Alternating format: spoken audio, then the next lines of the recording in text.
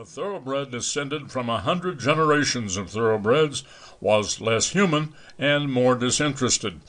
Life at the place was wondrous pleasant for both the dogs. There were thick woods to roam in side by side. There were squirrels to chase and rabbits to trail. Yes, and if the squirrels had played fair, and had not resorted to unsportsmanlike tactics by climbing trees when closely pressed, there would doubtless have been squirrels to catch as well as to chase. As for the rabbits, they were easier to overtake, and Lady got the lion's share of all such morsels. There was the ice-cool lake to plunge into for a swim or a wallow after a run in the dust and July heat. There was a deliciously comfortable old rug in front of the living-room's open fire whereupon to lie shoulder to shoulder on the nights when the wind screamed through bare trees and the snow scratched hungrily at the panes. Best of all, to them both, there were the master and the mistress, especially the mistress.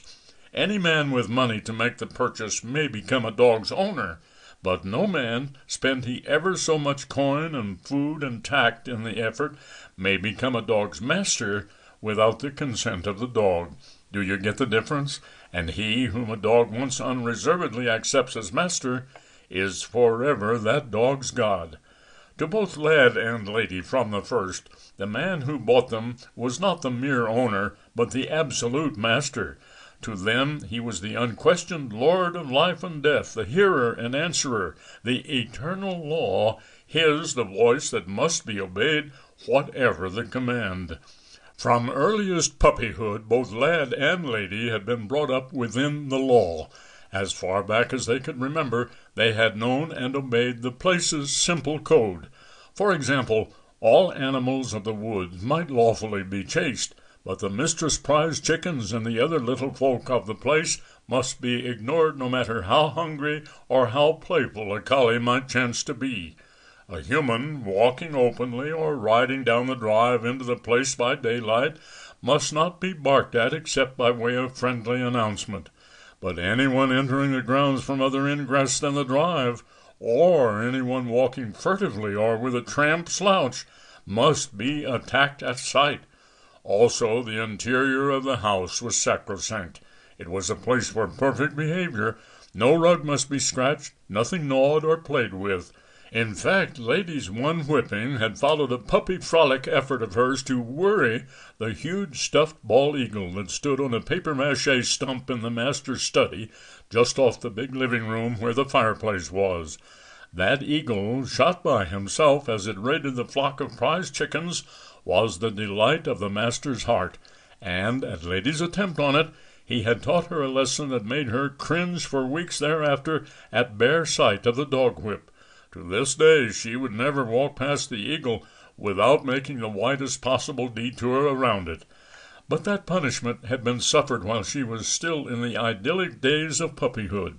After she was grown, Lady would no more have thought of tampering with the eagle or with anything else in the house than it would occur to a human to stand on his head in church. Then, early one spring, came Knave, a showy, magnificent collie, red gold of coat save for a black saddle, and with alert topaz eyes.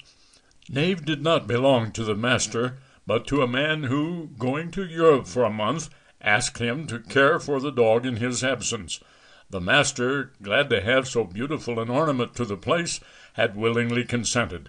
He was rewarded when, on the train from town, an admiring crowd of commuters flocked to the baggage car to stare at the splendid-looking collie. The only dissenting note in the praise chorus was the grouchy old baggage man's, "Maybe he's a thoroughbred, like you say," drawled the old fellow to the master, "but I never yet saw a yellow-eyed, prick-eared dog I'd give hell room to." Knave showed his scorn for such silly criticism by a cavernous yawn. "Thoroughbred," grunted the baggage man, "with them streaks of pinkish yeller on the roof of his mouth. Ever see a thoroughbred that didn't have a black mouth roof?" But the old man's slighting words were ignored with disdain by the crowd of volunteer dog experts in the baggage car. In time the master alighted at his station, with Knave straining joyously at the leash. As the master reached the place